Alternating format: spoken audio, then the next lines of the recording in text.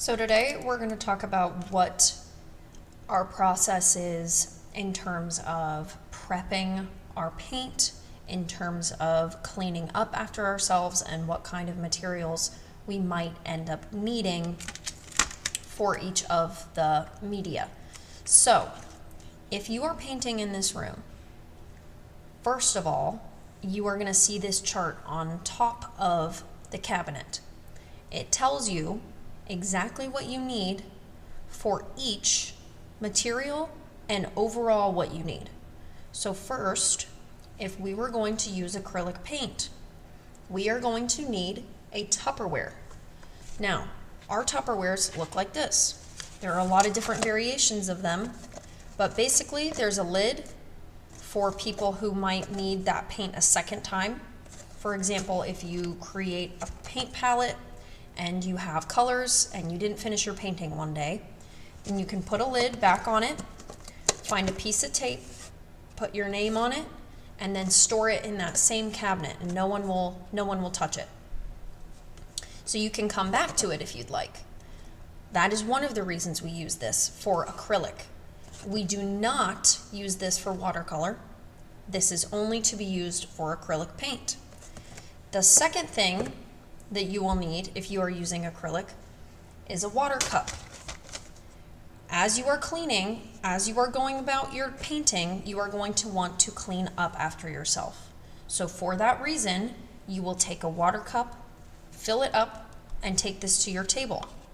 The other item that you will use is a placemat.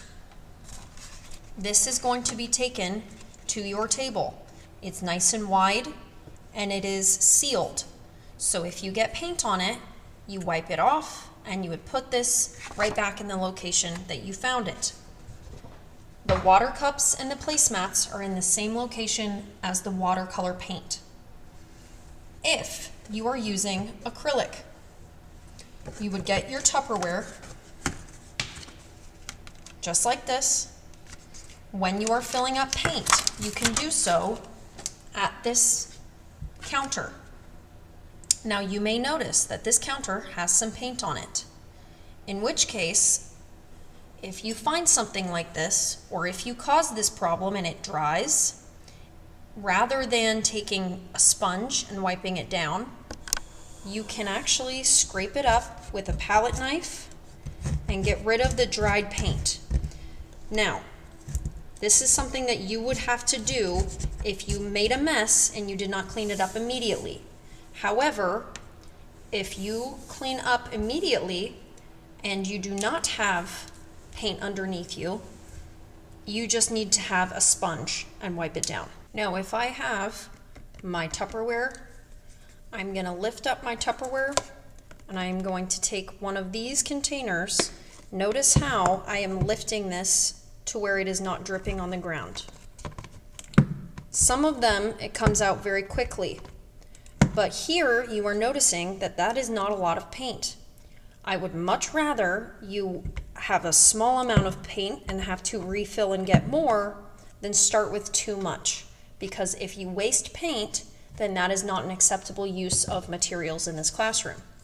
Now, you can take a palette knife, you can move this paint to another area of your palette. At the end of class, or at the end of art club, you would clean this palette knife off. If you did not want to use this paint and you had extra, you will first take a paper towel and wipe it out. Now, if there is more than that, then that means you use too much paint. If one paper towel doesn't clean it off, then you use too much. If you run into a problem of one of these being clogged, call Miss Burke over or a peer helper so that we can help you. In addition to that fact, if one of these is low on paint and there's not a lot left in it, let me know so that I can refill it. On the top of the file cabinet, there is a whiteboard that you can write down things that need to be refilled or things that need to be unclogged. If I am not found immediately, you can write down what needs to be refilled. and I will come and do this for you. Now, let's say class is over. We have cleaned this out. We do not plan on reusing it, and that paint is over and done with. You cannot just leave it like this. You need to rinse out this container. That looks like this. We should also have a watercolor paint palette that looks something like this. This cannot be used for acrylic. If it is used for acrylic, the paint will dry and it will not be a nice clean space for you to put your paint. You're going to not be able to see everything properly. But if you are using it for watercolor, then that is an acceptable use of these palettes. Some of them look like this, and this one was clearly used for acrylic, so I have to clean off this palette, peel all of the paint, because it was not used properly. Once you have your watercolor palette and your paint palette, you still need your water cup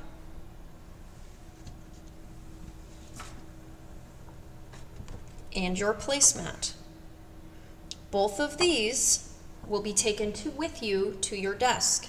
Now, watercolor is not as messy, and so it is a lot easier to clean up your brushes as you are going along and cleaning up your table and the sinks.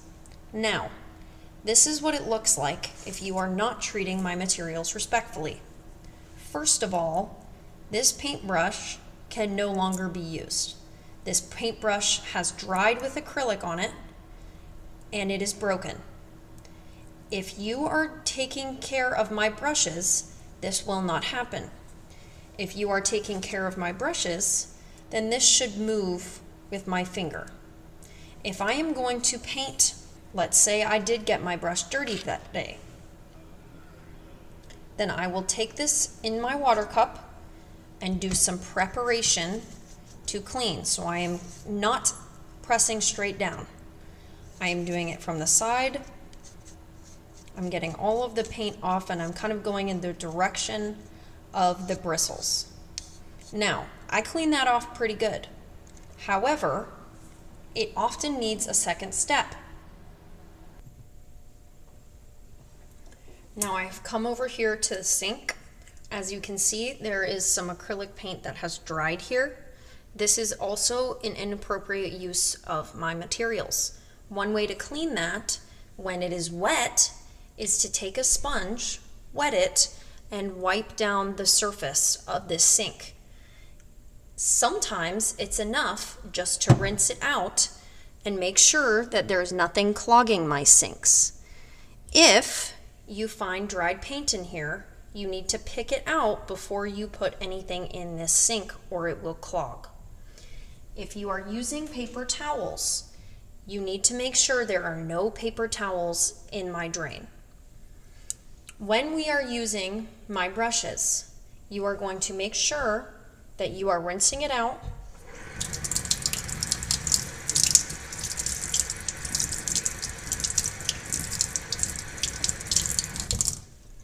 I did that with two hands.